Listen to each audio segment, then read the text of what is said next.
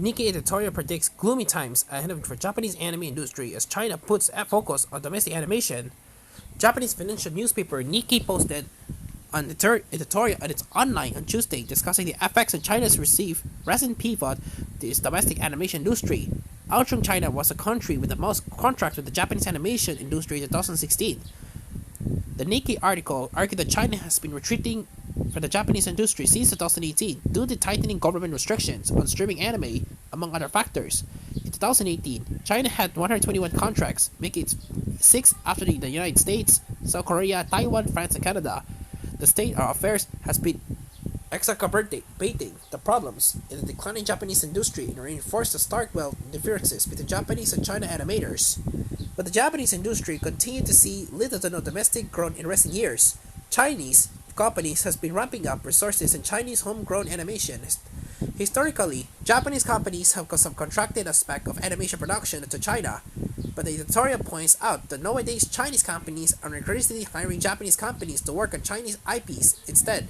In 2018, a company owned by the Chinese tech giant Tencent opened a studio called Color Pencil Animation Japan, which works on anime works produced for the Tencent streaming service such as the hit series The King's Avatar. Nikkei highlighted the higher wages enjoyed by animators who work for Chinese-owned animation companies, unlike the Japanese industry, which tends to rely on the work for freelancers. Color Pencil Animation Japan hires animators as employees, and even new employees earn a higher than industry average salary of 175,000 yen, approximately 1,580 US dollars, per month. Meanwhile, according to the Japan Animation Creators and Associations most recent survey, only 40% of Japanese animators are permanent employees. China's pivot to domestic animation is occurring alongside a period of difficult financial ties among Japanese animation studios. According to the credit rating agency Teikoku Databank, over 30% of animation production studios in Japan were in the red in 2018. Bankruptcy and dissolving companies rose at a 10-year peak.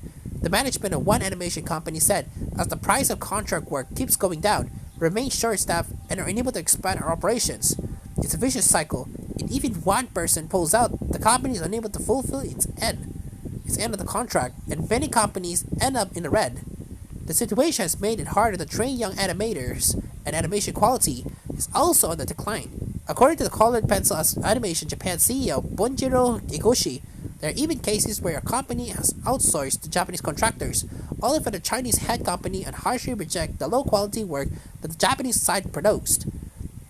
The poor service on the Japanese side could trigger a stagnation in the industry. He cautioned, China has used its abundant capital to procure the resources for digital animation, and the quality of their animation is improving noticeably. Japan previously outsourced to China, but now the situation has reversed. According to the Association of Japanese Animation, the total market value for anime industry in 2018 is 2.1814 trillion yen, approximately 20 million US dollars. On the other hand, only 267.1 billion yen, approximately 2.4 billion US dollars, worth of the proceeds.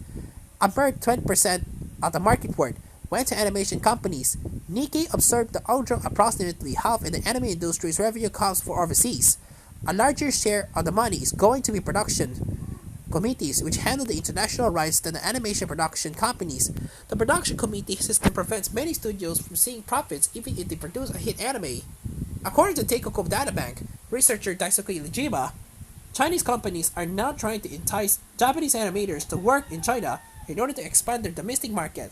They can easily offer 3 times the annual salary an animator will get in Japan.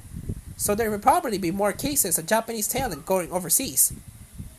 Nikkei cited a Chinese recruitment website which is listing with a monthly salary approximately 34,000 yuan, approximately 4,800 US dollars, and 30,000 yuan, approximately 4,240 US dollars, for animator jobs based in Hangzhou and Beijing respectively.